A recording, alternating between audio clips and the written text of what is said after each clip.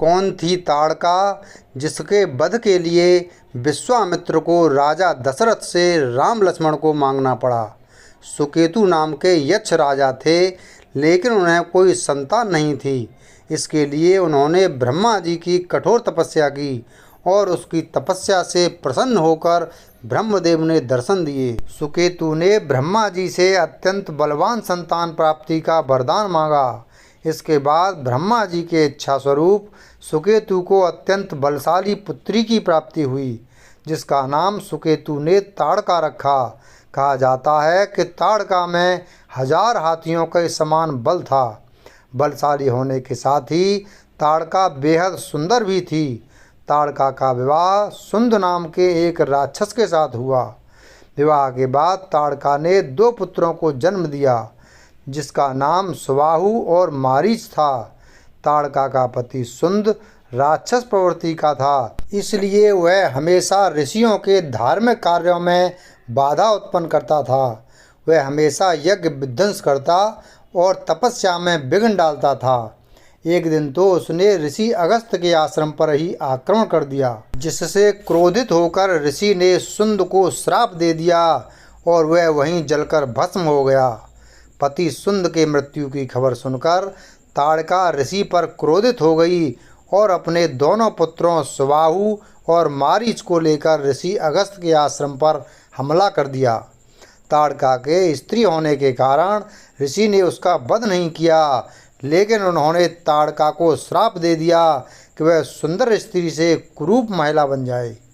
इसके बाद से अत्यंत सुंदर ताड़का नरभक्षी और कुरूप स्त्री बन गई। ताड़का के साथ उसके दोनों पुत्रों की भी दुर्दशा कुछ ऐसी ही हो गई। इसके बाद ताड़का अपने दोनों पुत्रों के साथ अयोध्या के सरयू नदी के किनारे वन में रहने लगी, लेकिन पति की मृत्यु और स्वयं के अपमान का बदला लेने की ज्वाला उसके भीतर धधक रही थी। इसलिए उसने वन में रहने वाले ऋषियों को सताना शुरू कर दिया। ताड़का और उसके पुत्र ऋषियों के यज्ञ में बाधा डालते थे और अपनी शक्ति से ऋषि मुनियों की हत्या कर उनका भक्षण करते थे। इस तरह से ताड़का का प्रकोप दिन प्रतिदिन बढ़ने लगा। अयोध्या के सरयू नदी के किनारे वन में ही महान ऋषि विश्वामित्र का भी आश्रम था। विश्वामित्र नियमित यज्ञ करते और दैवीय अस्त्र का निर्माण करते, लेकिन ताड़का अपने पुत्रों के साथ विश्वामित्र के यज्ञ में भी बाधा उत्पन्न करने लगी। ऐसे में यज्ञ पूरा न होने से अस्त्रों का निर्माण काम भी पूरा नहीं हो पाता था। एक दिन जब विश्वामित्र महत्वपूर्ण यज्ञ कर रहे थे, तब ताड़का के पुत्रों ने यज्ञ को विध्वंस कर दिया। यज्ञ में लगातार बाधा उत्पन्न करने के कारण विश्वामित्र ताड़का और उसके पुत्रों से अत्यंत क्रोधित थे। उनके पास ताड़का और उसके पुत्रों का नाश करने के लिए उचित पराक्रम और अस्त्र शस्त्र भी थे, लेकिन अपनी प्रतिज्ञा के कारण वे ऐसा करने में असमर्थ थे। इसलिए विश्वामित्र अयोध्या नरेश दशरथ के पास गए और उनसे सहायता मांगी।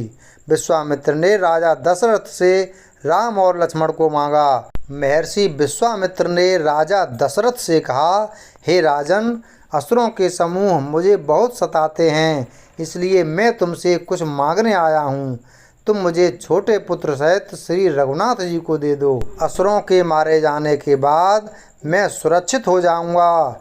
अयोध्या के राजकुमार राम और लक्ष्मण दोनों विश्वामित्र के आश्रम की सुरक्षा करते हैं।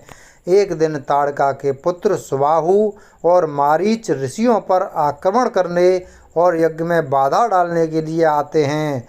तभी राम और लक्ष्मण अपने धनुष बाण से उन पर आक्रमण करते हैं। श्री राम के धनुष बाणों से सुबाहु की मृत्यु हो जाती है और मारीच घायल हो जाता है। पुत्रों की दुर्दशा देख ताड़का भी अत्यंत क्रोधित हो जाती है। तब विश्वामित्र राम को ताड़का का वध करने के लिए कहते हैं।